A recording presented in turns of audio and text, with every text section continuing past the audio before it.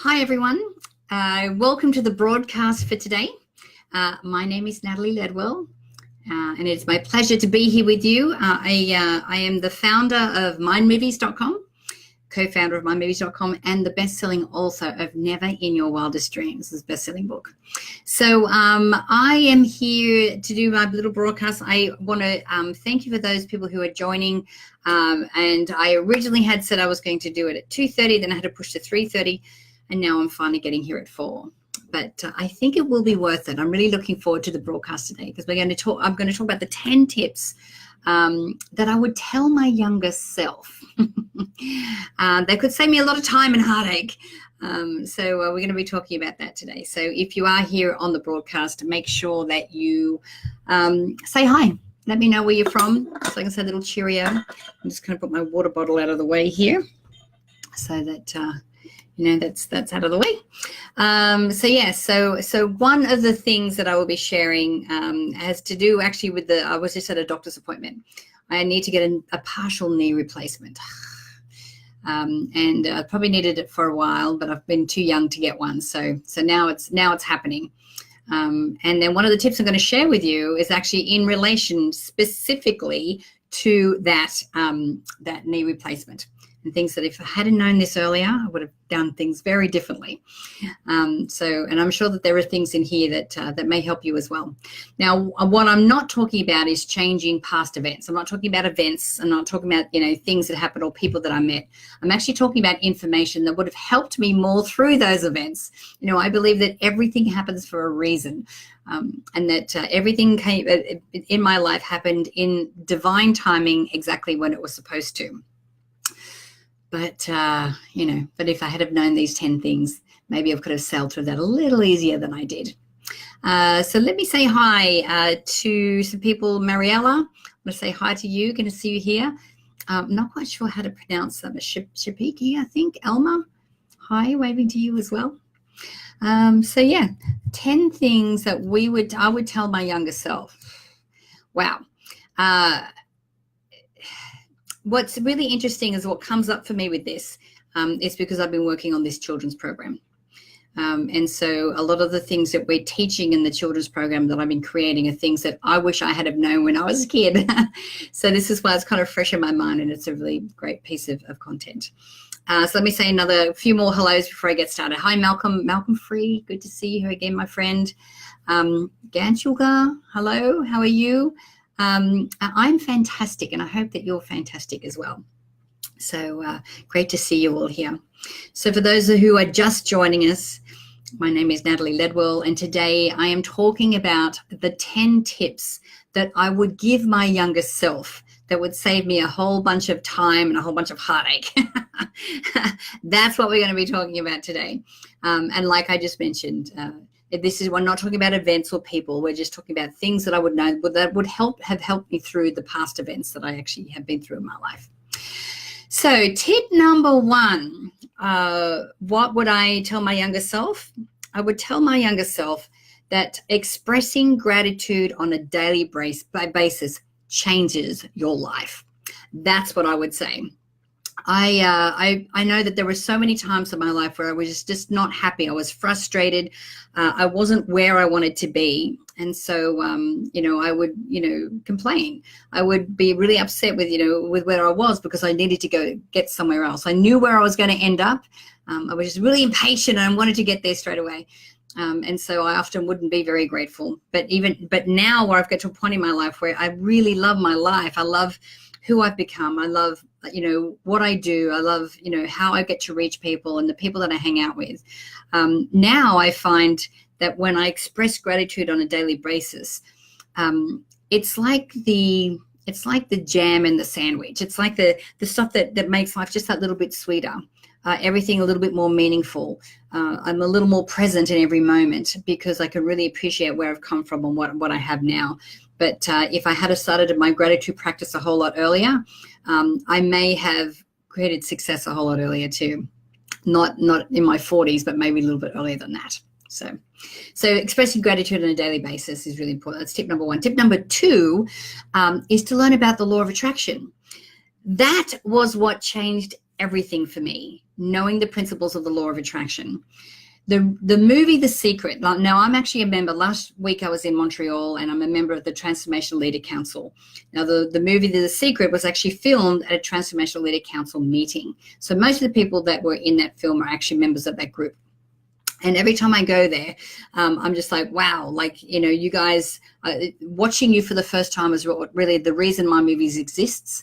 And it was the difference between taking a whole bunch of action, having a whole bunch of businesses, doing what I thought was right, and like my wheels spinning, like my car is up on a jack and the wheels are spinning, I'm not getting anywhere, to finally the jack coming out and actually having traction and moving forward.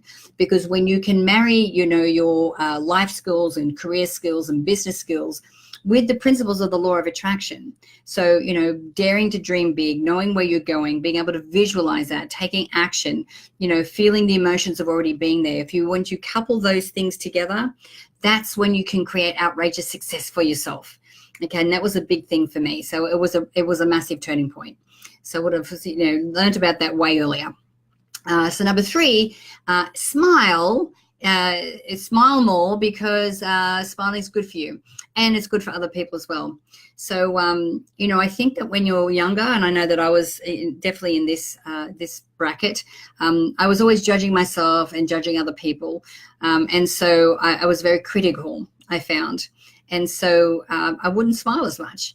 And so a lot of the interactions that I had with people probably weren't as amazing and fruitful and awesome as they could have been, because I was so critical, really more of myself, but that manifested in being critical of others. So I would definitely smile more. I think that a smile can really help to open doors, to create friendships, and to really, change your life. So I would definitely do that. So let me say hello to a few more people. I'm here. I can see some people coming in. I could see Suzanne saying, "Oh, logged on to something." Yes, this is a broadcast that I do. I'm Natalie from Mind Movies, and this is a broadcast I do every couple of weeks, or twice a week. So welcome, Suzanne. Jay Saul, hi, how are you? Gantelgan is saying, "I appreciate you a lot because I like to watch your videos and reading your website." Oh, thank you. Well, I'm very happy that you're here enjoying the video today. Chris Genie, hey, how are you? I've got Karen Bacon. Good to see you here.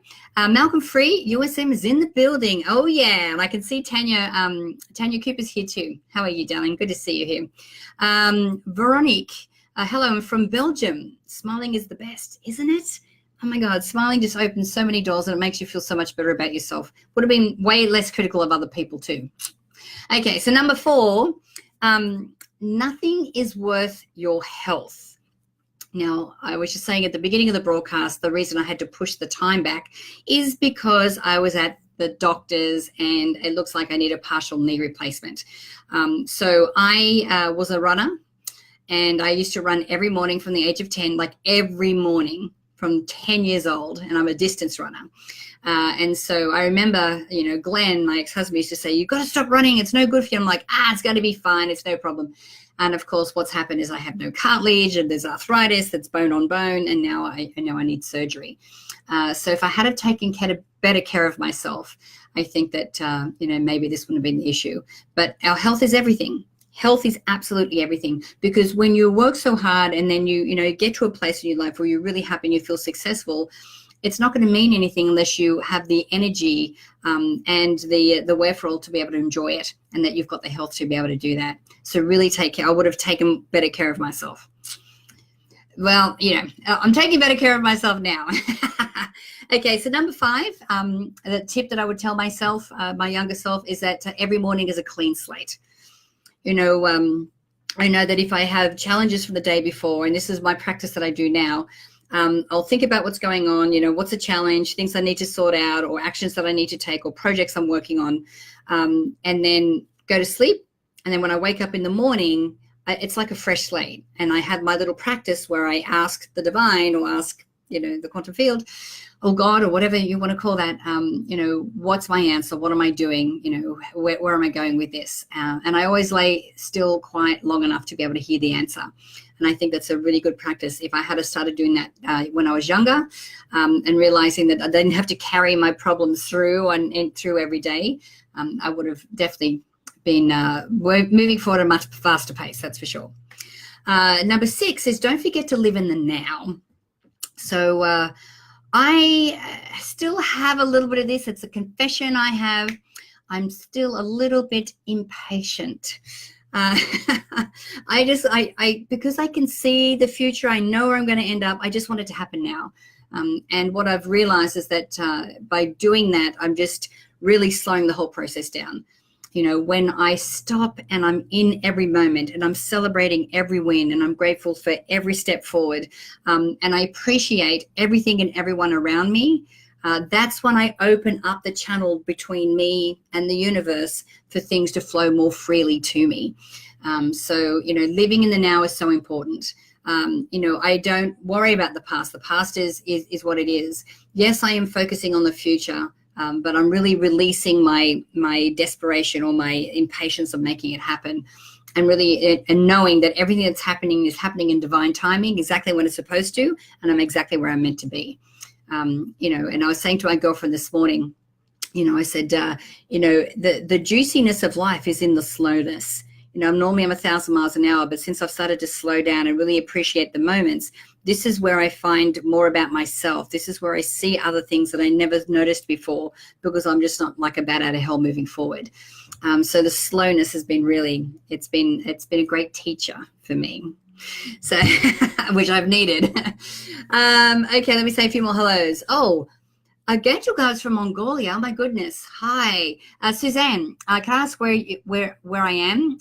So I am in Marina Del Rey. I live in Los Angeles. Originally from Australia, as you can hear from my voice, but I'm currently here in LA at the moment, and the sun is shining and it's quite warm. So this is where I am. Guyan saying, good tip about the smile. Ditto critical of myself, constantly need to remind myself. Yes, exactly right. And I think that when you smile, it completely shifts your mindset as well. You know, it's fantastic. Susan Trimble. Good to see you here, Susan. Yes, mine can be tricky and believe that all kinds of stories. It's probably a form of denial.